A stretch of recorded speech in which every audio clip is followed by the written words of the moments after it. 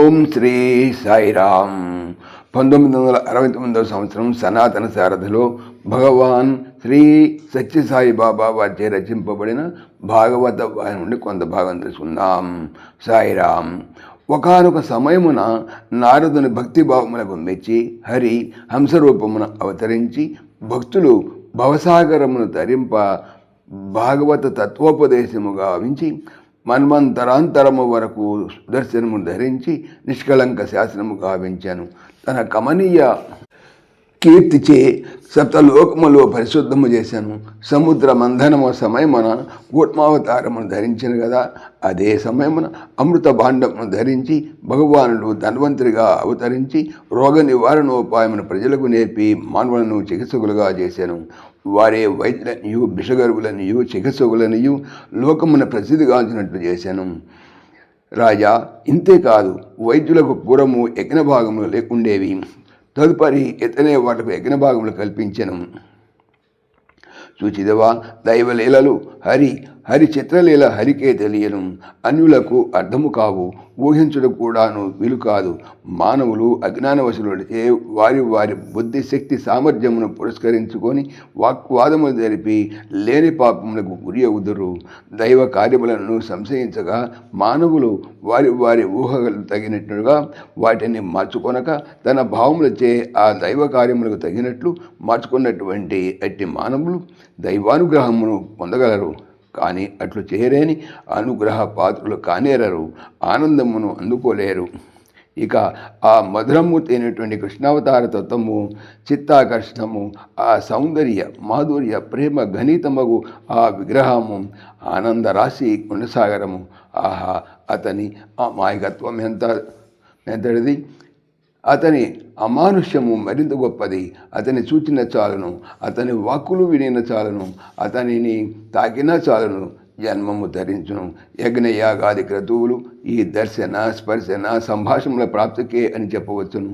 ఈ పవిత్ర దర్శన స్పర్శన సంభాషణలో ఉన్నటువంటి ఫలము యజ్ఞయాగాది క్రతువులో లేదు లేదు లేదు ముమ్మాటికి లేదు. ఆహా! మధురమూర్తి అంశు శుకుడు కంటిదారులు కాచుచు తన్మయాత్ముడై కృష్ణరూపమును ఉన్మత్త చిత్తుడై లీనమయ్యను. ఆ దృశ్యమును చూచుండేటువంటి మునులు పరిషత్ మహారాజు పరమాశ్చర్యముంది శుక్లవారి అభావ సమాధి కాంతులు భ్రాంతి కలిగించెను. అందరూ స్తంభించిపోయేది.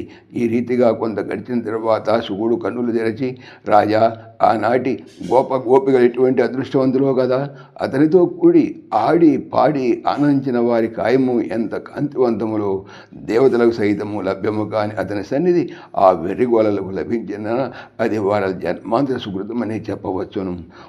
గోపికలేమి సామాన్యులు కారు, సూపర్లకు వెర్రివార్ల వల్లే కనిపించరు. వారిలోని జ్ఞాన భాండారము ఆ కృష్ణునికి తక్క అన్యులకు అగోచరము కాకున్నా కృష్ణ స్పర్శ రుక్మిణి సత్యభామలకి అంత సులభంగా లభించలేదు. అట్టిది గోపాలరు వాళ్ళ కంటే మహాభాగ్యశాలులని చెప్పవచ్చును. అది 3 జన్మల తపఫలము అని కన్నుల మూసుకొని చిరునవ్వులు పెదవులపై చిందులాడ శుకుడు తిరిగి సమాధిలో మునిగెను. ఈ రీతిగా కృష్ణ రూపమును వర్ణించు సమయములందు మీద శుకుడు సమాధి స్థితి పొందుట పరిషత్ మహారాజునకు పరమాశ్చర్యము కలుగుచు తాను కూడా ఎంతో ఉత్సాహముతో కృష్ణ జర్గను వెనగోర వెళ్తుండేవాడు. సాయిరామ్ సశేషం. ఓం శ్రీ సాయిరామ్. ఈ ఛానల్కి సంబంధించినటువంటి పూర్తి సమాచారము డిస్క్రిప్షన్లో చూడవచ్చును. సాయిరామ్. సమస్తలోకాః సుఖినో భవంతు, సమస్తలోకాః సుఖినో భవంతు, సమస్తలోకాః సుఖినో భవంతు.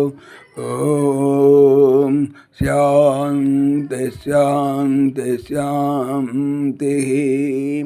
జై భోలో భగవాన్ శ్రీ సత్య సాయి బాబాజీకి జై. జై సాయిరామ్. జై జై సాయిరామ్. ఆత్మీయులకు మనవి, ఈ ఛానల్తో పాటుగా లెరన్ భగవద్గీత లైవ్ గీత అనేటువంటి మరొక భగవద్గీత ఛానల్ను నా చేత స్వామి చేయిస్తున్నారు. దీనికి సంబంధించిన లింక్ డిస్క్రిప్షన్లో చూడవచ్చును. సాయిరామ్.